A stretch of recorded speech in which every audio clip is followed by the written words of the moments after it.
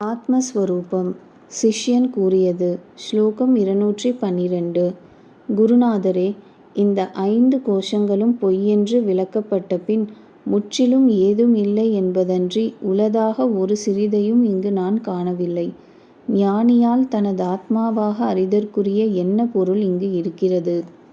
முற்றிலும் ஏதும் இல்லை என்பது பௌத்தர்களுடைய சூன்யவாதம்.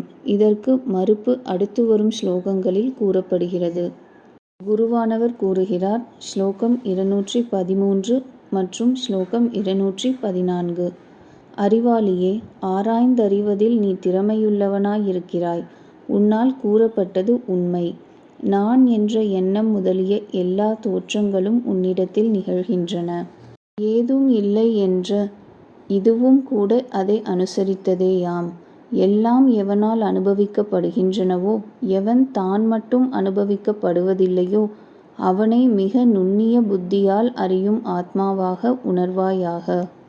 எதை ஒருவன் மனதால் உணர்வதில்லையோ, ஆனால் மனது எதனால் உணரப்பெறும் என்று கூறுகிறார்களோ அதுவே பிரம்மம் என்று நீ அறி. எதை இது பிரம்மம் என்று உபாசிக்கிறார்களோ அது பிரம்மம் அன்று. இது கேன உபனிஷத்தின் வாக்கு. ஸ்லோகம் 215. எது எது எதனால் அனுபவிக்கப்படுகிறதோ அது அதை சாட்சியாக கொண்டதாக ஆகும். எவனுக்கும் தான் அனுபவிக்காத பொருள் விஷயத்தில் சாட்சியாயிருக்கும் தன்மை பொருந்தாது. ஸ்லோகம் 216. இந்த வேறொன்றும் இல்லை என்பது ஆத்மாவையே சாட்சியாக கொண்டது. ஏனெனில் தன்னாலேயே அனுபவிக்கப்படுகிறது. ஆகையால் ஜீவாத்மாவாகிய தானே நேரில் அனுபவிக்கப்படும் பரமாத்மா. இதைத் தவிர வேறு ஆத்மா இல்லை. ஸ்லோகம் 217. விழிப்பு, கனவு, உறக்கம் ஆகிய நிலைகளில் மிகத் தெளிவாக ஒரு தன்மையிலேயே இருந்து கொண்டு பல வடிவான மாறுதல்களை அனுசரிப்பவையான இந்த அகங்காரம் புத்தி முதல் உள்ள கோஷங்களை பார்த்து கொண்டு அந்தராத்ம வடிவாக எப்பொழுதும் நான் என்று உள்ளே பிரகாசித்து கொண்டு எந்த இவ்வொன்று வெளிக்கிளம்புகிறதோ, அழியாத ஆனந்தமும் அறிவுமே வடிவாகவும் பிரகாசிக்கின்றதோ அந்த இதை உனது ஹிருதயத்தில் உறையும் ஆத்மாவாக உணர்வாயாக. ஸ்லோகம் 218. குடத்து நீரில் பிரதிபலித்த சூரிய பிம்பத்தை பார்த்து புத்தியில்லாதவன் சூரியன் என்றே நினைக்கிறான். அவ்வாறே புத்தியாகிய உபாதியில் தோன்றும் சித்தின் பிரதிபிம்பத்தை மதிமயக்கத்தால் நான் என்றே புத்தியில்லாதவன் நினைக்கின்றான். ஸ்லோகம் 219.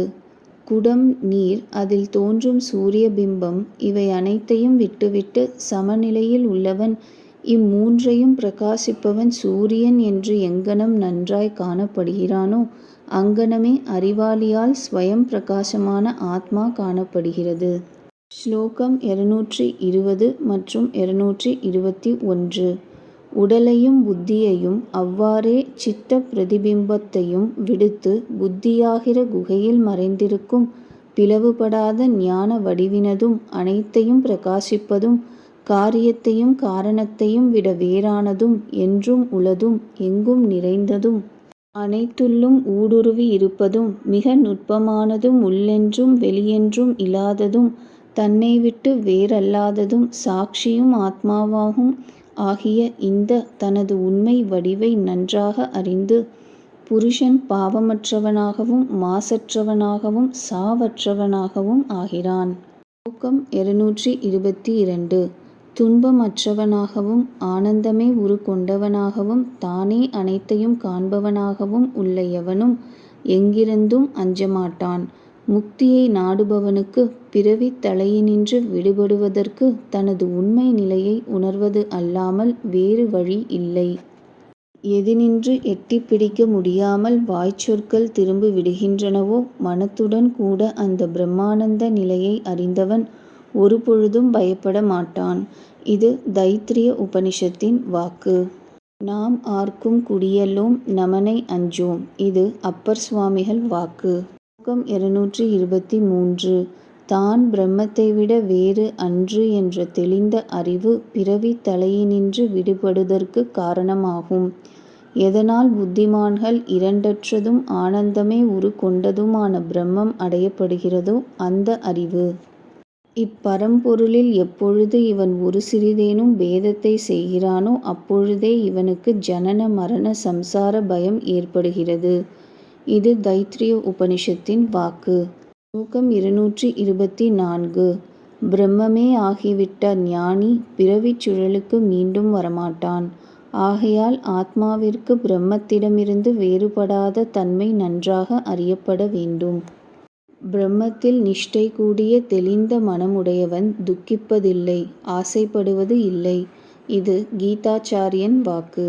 ஸ்லோகம் 225.